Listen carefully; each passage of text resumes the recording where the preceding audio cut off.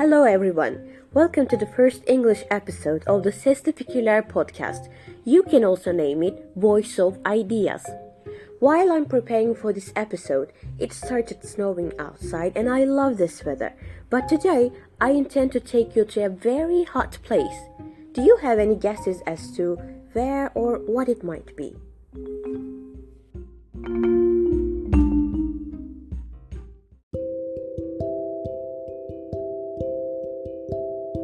Well, now I do think that you already know where we are headed in our imaginary world, Giza, Egypt. I always get fascinated by the enchanted conspiracies about the pyramids there.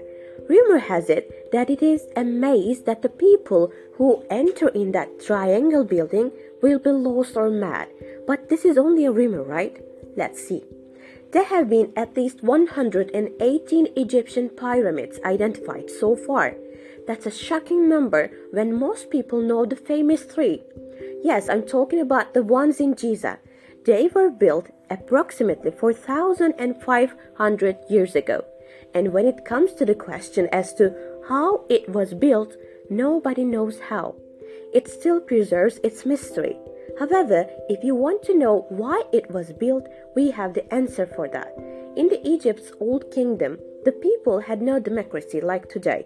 The kingdom was being ruled by pharaohs, and to their beliefs, they were supposed to be the gods in the afterlife.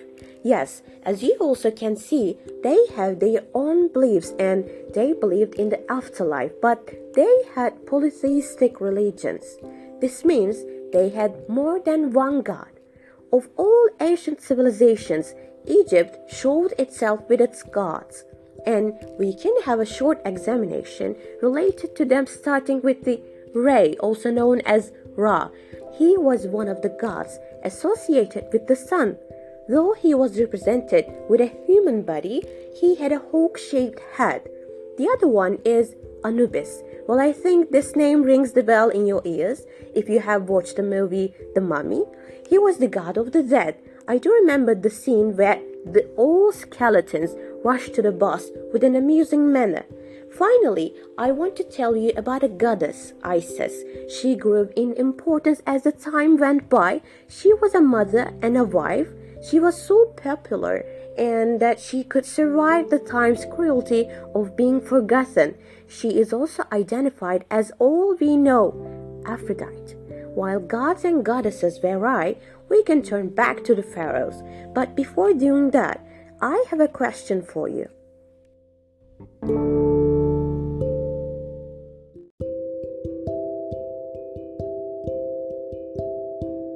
Would you ever like to have your tomb built even before you die, since what Pharaoh Khufu did was exactly this, making a gigantic tomb for himself? Following his father's steps, Khufu's son Pharaoh Khafre made the second pyramid in Giza.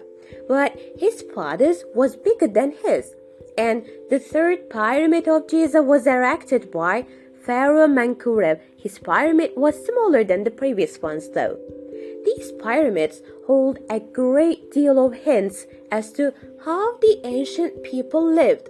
Even Museum of Fine Arts, Boston and Tufts University Egyptologist Peter Dominion says that many people think of the site as just a cemetery in the modern sense, but it's actually a lot more than that. In these decorated tombs, you have wonderful scenes of every aspect of life in ancient Egypt. So it's not just about how Egyptians died, but also how they lived. When I was researching about the tomb arts and what they could mean, I suddenly recalled of one of the classes I took during my bachelor's years. And throughout this class, we talked about the origin of the language and how it evolved. The pictograms were the first alphabet that the human beings used for communication, and it really helped people convey the message that they desire to deliver. And these tomb arts are pure magic for me. Can you just imagine how valuable info they carry on their surfaces? But What they carry is not limited with the manuscripts or arts. The essential object is literally a dead body, but with a difference: mummified dead bodies. I want to clarify what mummification is for those who have no clue about it. It is actually embalming the dead bodies, to speak on a fundamental level. Mummification experts remove all the moisture from dead bodies to leave them as dry as they cannot decay. And they value the dead bodies so highly that they can be viewed now as if they are alive.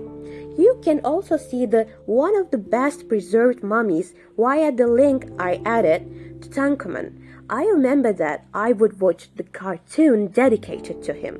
As you also can see, pharaohs were mummified following their death, but they were not the only class.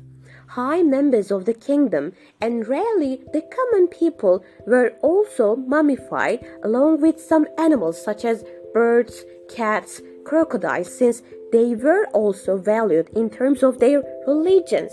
But we should keep in mind that this process, that is mummification, takes a lot of money, let alone the other means to do it. It was very limited. In addition to this episode, I want to give a bonus fact. The only pyramids are not only in Egypt. Where do you think they might be? Well, Americas. Yes, you heard just right. The Mississippians were a great civilization dating back to 1600 CE. And they were talented farmers, so they cultivated the land with great tools comparing with the time. Although not much is known as to what they believed in, what were they called. In North America, they created at least 109 mounds resembling with the pyramids in Egypt. Even the biggest of them had the same expansion area as the Great Pyramid in Giza.